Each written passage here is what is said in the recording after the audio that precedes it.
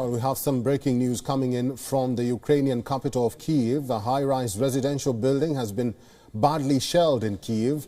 This is according to emergency services in the country. It is not clear at the moment if there are any casualties.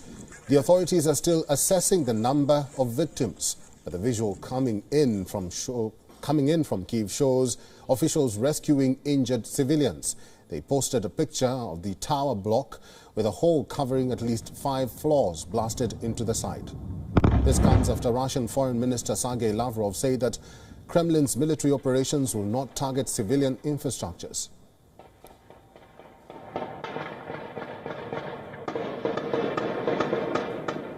Once again, this is in Kyiv. A high-rise residential building has been badly shelled in Kyiv. This is according to emergency services in the country. It is not clear at the moment if there are any casualties. The authorities are still assessing the number of victims, but the visuals coming in from Kyiv shows officials rescuing injured civilians. They posted a picture of the tower block with a hole covering at least 5 floors blasted into the site. This comes after Russian Foreign Minister Sergei Lavrov said that Kremlin's military operations will not target civilian infrastructures.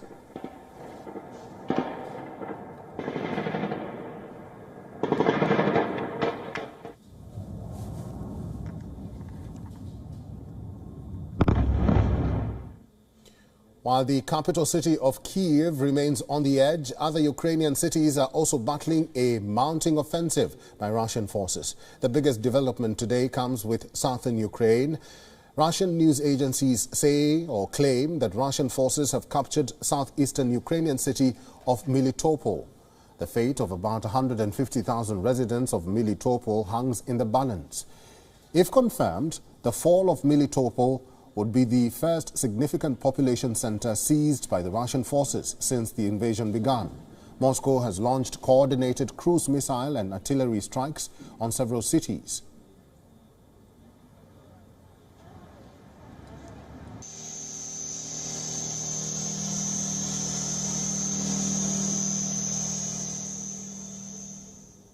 Ukrainian military command say that Kalibr cruise missiles were launched at multiple cities from the Black Sea. Areas near the cities of Sumy, Poltava, Mariupol have been hit by airstrikes. Russia says it has targeted Ukrainian military infrastructure with air and sea-based cruise missiles.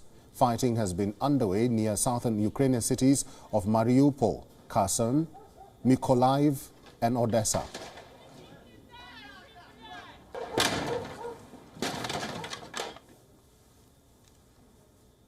Mariupol has been witnessing a multi-pronged attack by the Russian forces. Several buildings have been destroyed in shelling.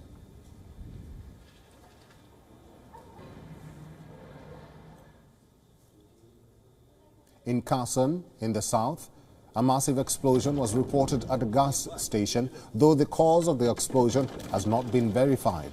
Eyewitnesses driving meters away from the scene can be heard saying "plane" moments before the explosion occurred. Самолет опять. Ебать, видели?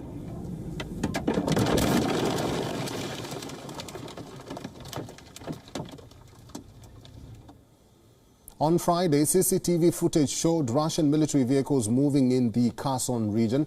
Military trucks and tanks were seen moving into the city. Numerous Russian military hardware with white painted Z signs on them were seen moving in.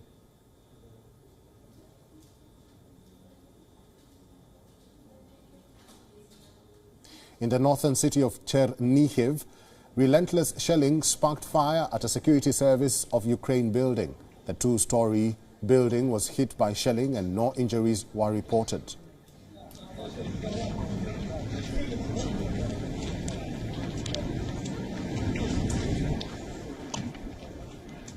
Two other cities, Sumy and Konotop in the southeastern Ukraine, have been cut off. Russian Defense Ministry has said Western weapons had been seized, including American Javelin and British Law anti-tank missiles. Всего российскими вооруженными силами выведено из строя 211 военных объектов инфраструктуры вооруженных сил Украины. Среди них 17 пунктов управления и узлов связи Вооруженных сил Украины, 19 зенитных ракетных комплексов противовоздушной обороны С-300 и ОСА, 39 реляционных станций. Сбито 6 боевых самолетов, 1 вертолет, 5 беспилотных летательных аппаратов. Уничтожено 67 танков и других боевых бронированных машин, 16 реактивных систем залпового огня и 87 единиц специальной военной автомобильной техники. Uliam Blacker is an associate professor of comparative East European culture at the University College London, and he is now joining us live. Welcome to WION, Professor Blacker. Thank you.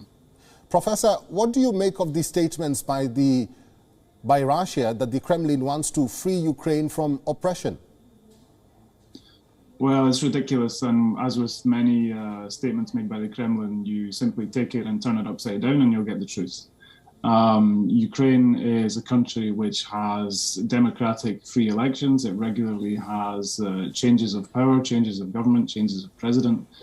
Russia has had the same president for 20 years and does not have free elections.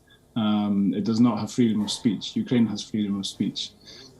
So if there's a country in this region where people are being oppressed, it's certainly not Ukraine, it's Russia. Professor, French President Emmanuel Macron says the world should be prepared for long war in Ukraine. Is that a confirmation of a reality that we will have to live with? And what might have prompted Macron to say that? Well, obviously we have to hope that that won't be the case, but at the moment it's extremely difficult to predict. We've seen the Kremlin becoming involved in Russia becoming involved in numerous conflicts over the years. Some of those have been short, relatively short, as in Georgia in 2008. Some of those have been longer and more protracted. It's difficult to know what Russia will do if it will really try to hang on. If it tries to hang on and occupy Ukraine and implement regime change, and really try to turn Ukraine around as a state and force it back into Russian sphere of influence, then this could be a very long and protracted war, because Ukrainians will resist very, very fiercely, and they have been already. I think that the Russian military has suffered enormous losses just in the last couple of days. I think they've experienced losses that they were not expecting. And it will not be easy to subjugate Ukraine. So, unfortunately, if the Kremlin doesn't pull out, if it doesn't back down, this could unfortunately go on for a long time. And that's why it's really, really important that we get swift, decisive, and significant action from the West on this. Professor Blacker, kindly stay with me because I want your insights in regards to this next story. Now, with tensions mounting over what lies ahead for Kyiv and Zelensky government, and Ukrainian government's spokesperson has now said that Kyiv and Moscow are continuing consultations regarding the place and time of a possible peace talks. In his latest Facebook post, Ukraine's spokesperson, Sergei Nikiforov, has said that Ukraine is always ready for peace talks and denied an earlier Kremlin statement that said Ukraine has rejected Russia's offer to negotiate.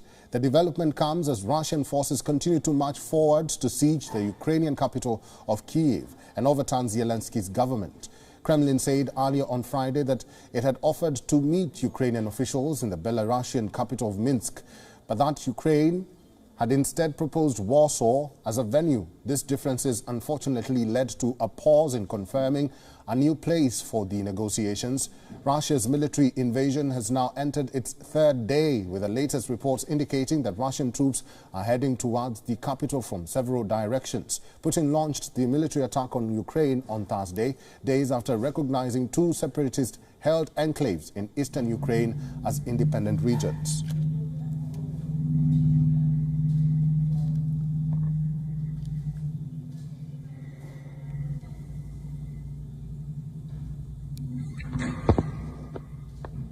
Professor, thank you very much for staying on. What seems to be ignored here is the humanitarian catastrophe as a result of this conflict. What can the world do apart from protests to rally for and even possibly save Ukrainians? Yeah, this is a great question. I think we are now seeing the development of a refugee crisis in Europe. It's been very heartening to see Ukraine's western neighbours open up their borders. So Poland, Slovakia, Hungary, Romania, Moldova have been very quick to act to help people fleeing the conflict, fleeing the Russian invasion. We have to see action from the Western European countries as well, because we can't expect Ukraine's Western neighbours to take the entire burden. We could be seeing millions of refugees. I've seen estimates of up to 5 million. This could be even larger than the migrant crisis of a few years ago, when Germany took lots of migrants from the Middle East. So far, the reaction of the British government, for example, has been poor on this. They've in fact been restricting access to visas for Ukrainians, which is the opposite of what they should be doing. They should be opening up a clear route for Ukrainian refugees to come to the United Kingdom, and all Western European countries should be doing that. But there are also many things that the West can do that it hasn't done. Cutting Russia off from SWIFT, implementing a no-fly zone over Ukraine. I know that's our government has rejected that because it believes it would draw NATO into a conflict. But at the moment, Russian bombs are raining down in Ukrainian cities. We also have to be much more severe with sanctions on Russians, on Russian assets. What we saw at the beginning of this week announced by the British government was very small scale, very weak. They have bolstered that. They've introduced more severe sanctions, but it has to go much further. So there's still a lot more we can do. Well, at this moment, Professor, who do you think Russia is bullying? Is it Ukraine, the West, or NATO? Despite Russian leaders claiming that they are willing to negotiate only if Ukraine backs down or lays down their weapons. Yeah, we've seen, Russian negotiations are generally carried out at the end of a barrel of a gun. The Minsk process was begun when Ukraine was under attack, and Russia is trying to do the same thing. It puts its enemy into an extremely weak position by attacking it, and then when it thinks it's at its lowest point, it tries to negotiate from a position of great strength. And I think we really have to recognize what's happening and do everything we can. There are Western partners involved, and have been Western partners involved in these processes, and they have to insist that any talks happen on Ukraine's terms and not just on Russia's terms. If I were President Zelensky, I would be extremely cautious about going to Minsk. We've heard reports that the Russian invasion force has orders to target senior public people in Ukraine. The president is the most senior public person. I'd be very worried about my fate if I were President Zelensky, if I were to fall into the hands of the Russians. And going to Minsk, I think, would be a great personal risk for him. Although he has shown great bravery in staying in Ukraine, despite apparently an offer to leave from the Americans, he's insisted on staying. He's there. He's communicating with the people. Professor Uliam Blaka, thank you very much for your insights and for talking to WION today. Thank you. Every war eventually boils down to numbers: the number of troops, the number of battalions, artillery, armored vehicles, defense spending, all of it. This gives us a sense of what to expect, which side the odds are stacked against, and which side they are tilted to. So if we look at this in terms of numbers, how do both Russian and Ukrainian sides compare? Now, according to the 2022 Global Firepower Index, Russia has a military spending of $61.7 billion. That's 11.4% of its total government spending. In comparison, Ukraine was spending $5.9 billion on its armed forces. If we speak of military manpower, Russia has 900,000 active personnel. Ukraine has 209,000. Russia has 2 million reserve personnel. Ukraine has 900,000. If we speak of artillery or heavy military ranged weapons, Russia has 7,571. Ukraine has only 2,040. When it comes to armored vehicles, Russia has around 30,122 armored vehicles. Ukraine has only 12,303. Russia again has the edge in terms of tanks, the primary offensive weapon of any army. It has over 12,420 tanks compared to 2,596 Ukraine's tanks in Ukraine's arsenal. When it comes to attack helicopters, Russia has 544 of them. Ukraine has just 34. Lastly, the fighter aircraft, the most potent weapon in air-to-air combat. Russia again outranks Ukraine here. It has over 1,511 fighter aircrafts. Ukraine has just 98. WION is now available in your country. Download the app now and get all the news on the move.